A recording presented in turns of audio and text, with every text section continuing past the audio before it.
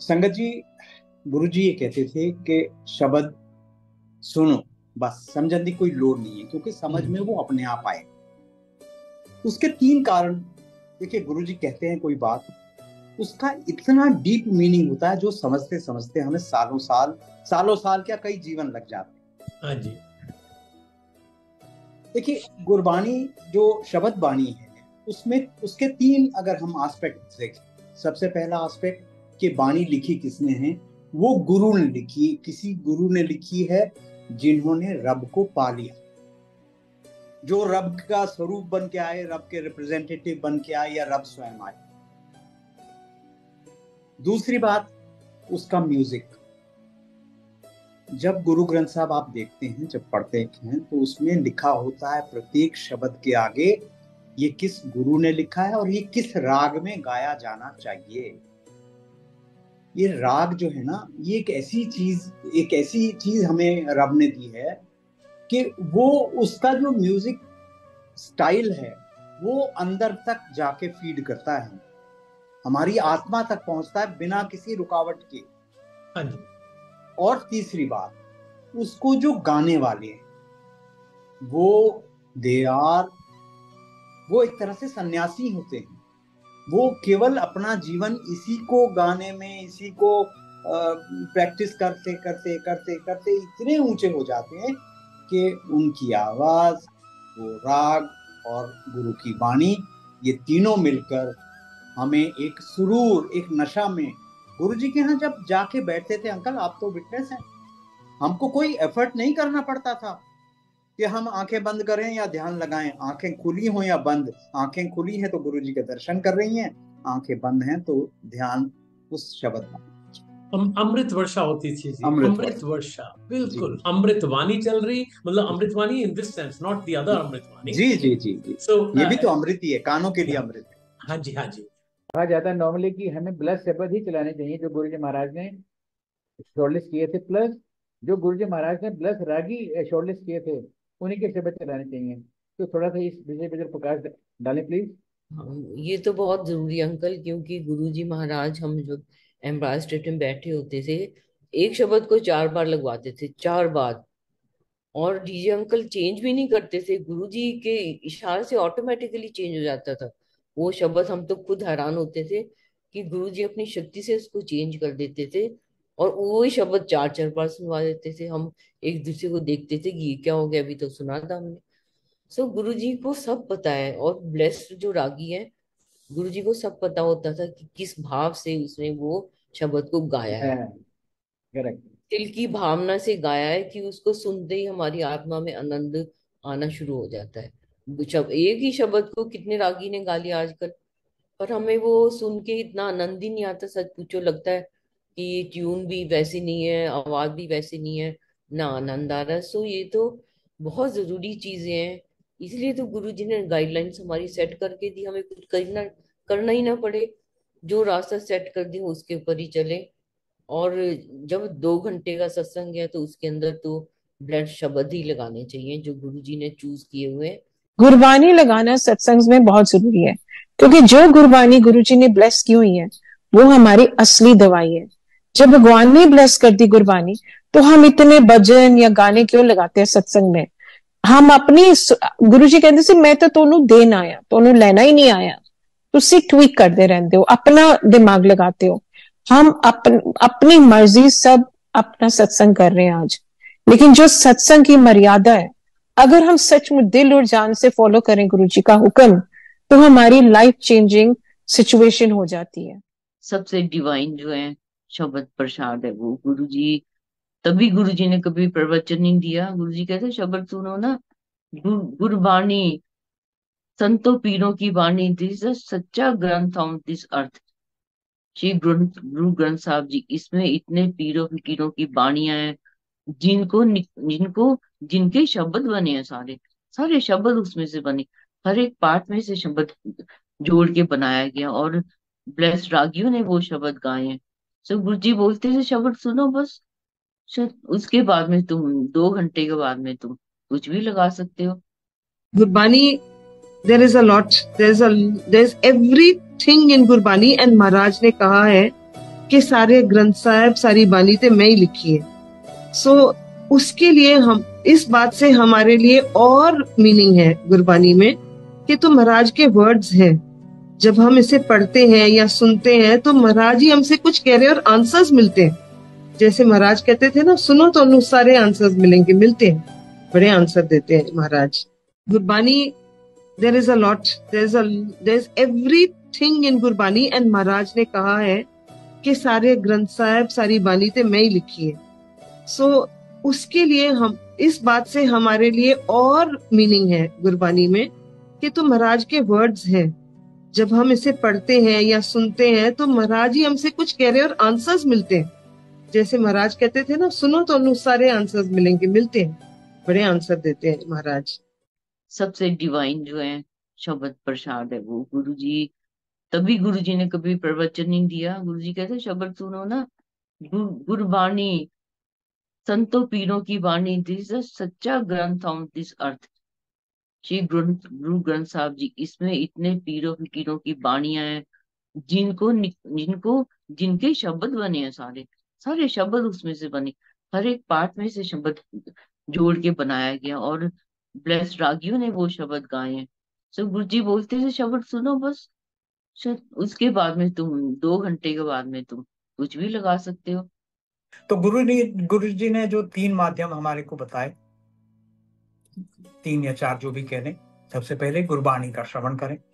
इससे उत्तम तो ग्रंथ कोई है नहीं, इससे उत्तम वाणी नहीं। गुरुओं ने, जिन्होंने ईश्वर को रियलाइज किया था, वो गुरबाणी लिख के हमारे लिए गए। इसीलिए गुरु जी कोई प्रवचन करते नहीं थे, क्योंकि सब कुछ तो गुरबाणी में, गुरु ग्रंथ साहब में निहित है। फिर उन्होंने कहा शिव पुराण पढ़ा करो। शिव पुराण हमें अपने जो एंशिएंट बातें हैं उनके बारे में बताता है, हमारी जो लीनियज है, हम कहाँ से हम अपना जीवन शुरू करके यहाँ तक पहुंचे हैं, वो सब के बारे में हमें समझाता है। फिर उन्होंने बड़ा सरल ये मार्गदर्शन किया कि जो घर में बनाते हो सिंपल सादा खाना, उसको प्रे करके, उसको गुरु जी को अर्पण करके लंगर बना लो, वही खाओ, वो हमारी शारीरिक उन्नति करेगा। गुरबाणी, शिव पुराण, ये सत्संग या कोई भी और सत्संग जो सुनते हैं, ये हमारे स्पिरिचुअल उत्थान को आगे बढ़े। संगत जी गुरबाणी ज्यादा सुनिया करो। गुरबाणी ਤੁਹਾਨੂੰ ਬਹੁਤ ਜ਼ਿਆਦਾ ਸਹੀ ਪਾਸੇ ਲੈ ਕੇ ਜਾਂਦੀ ਹੈ ਔਰ ਗੁਰੂ ਜੀ ਨੇ ਸਾਨੂੰ ਹਮੇਸ਼ਾ ਗੁਰਬਾਣੀ ਸੁਣਨ ਨੂੰ ਕਿਹਾ। ਗੁਰੂ ਜੀ ਨੇ ਕਦੀ ਨਹੀਂ ਕਿਹਾ ਕਿ ਤੁਸੀਂ ਆਹ ਸੁਣਨਾ। ਸਭ ਤੋਂ ਪਹਿਲਾਂ ਗੁਰੂ ਜੀ ਜੋ ਆਉਂਦੇ ਵੀ ਸੀਗੇ, ਵੈਲਕਮ ਬੈਂਡ ਵੱਜਦਾ ਸੀ ਸੁੱਖੀ ਆਂਟੀ ਵਾਲਾ।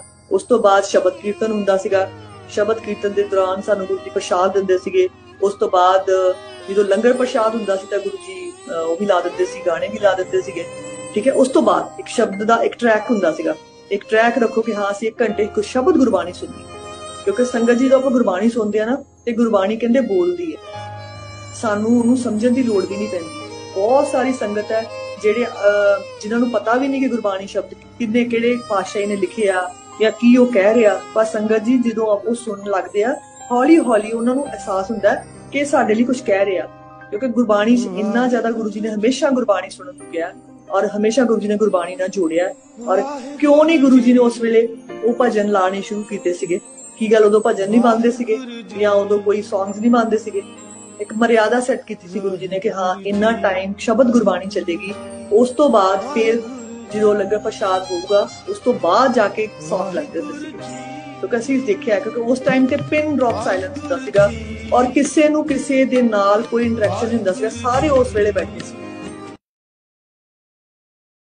कि हम इतने मटीरियलिस्टिक वर्ल्ड के रस में डूबे हुए हैं, इतनी अटैचमेंट्स हैं, इतना जैसे कहते हैं ना मोह माया के जाल में हम उलझे हुए हैं कि सिर्फ एक गुरु है जो हमें उस भव सागर से पार करा सकता है और वो जरिया, वो रास्ता हमें दिखा रहा है। कैसे?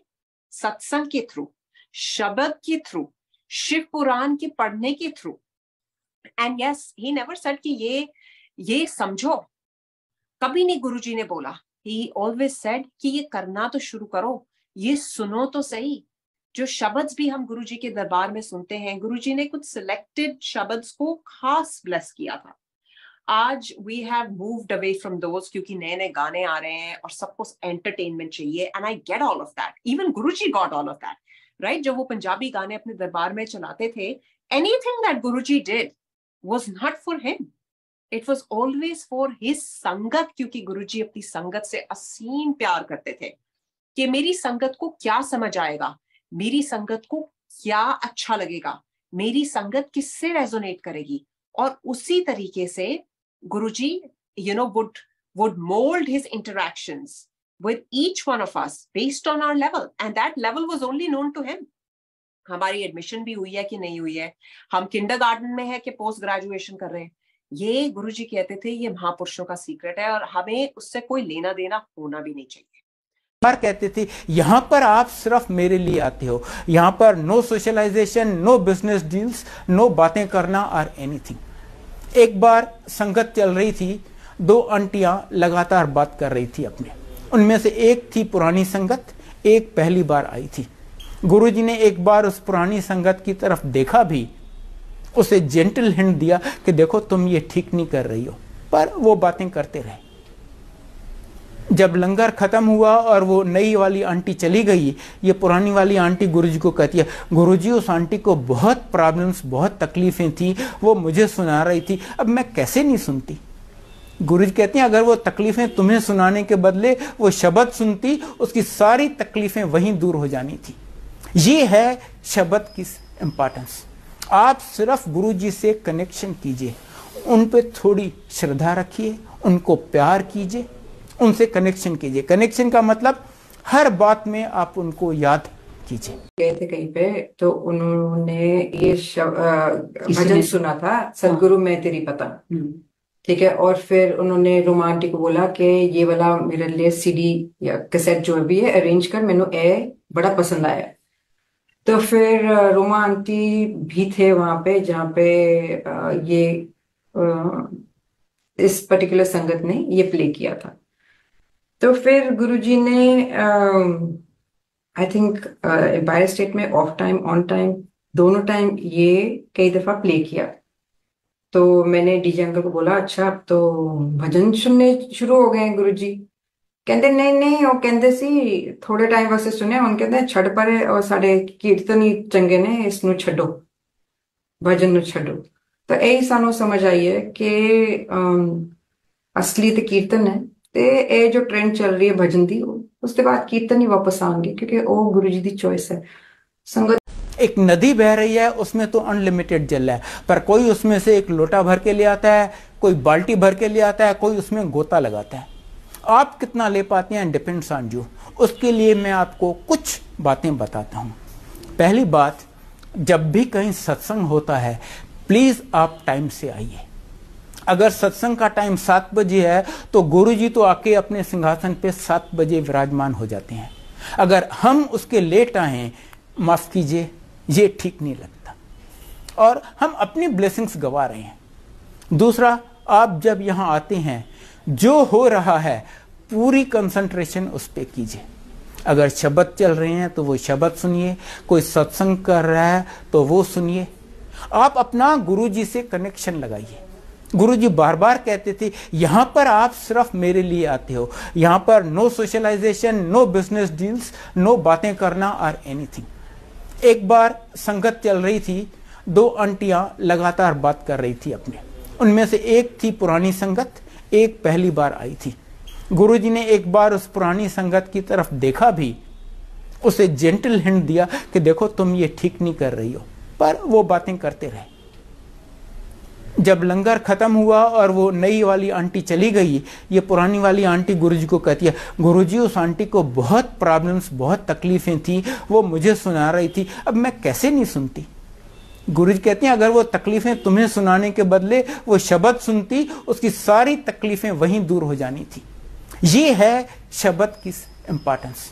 आप सिर्फ गुरुजी से कनेक्शन कीजिए, उन पे थोड़ी श्रद्धा रखिए, उनको प्यार कीजिए, उनसे कनेक्शन कीजिए। कनेक्शन का मतलब हर बात में आप उनको याद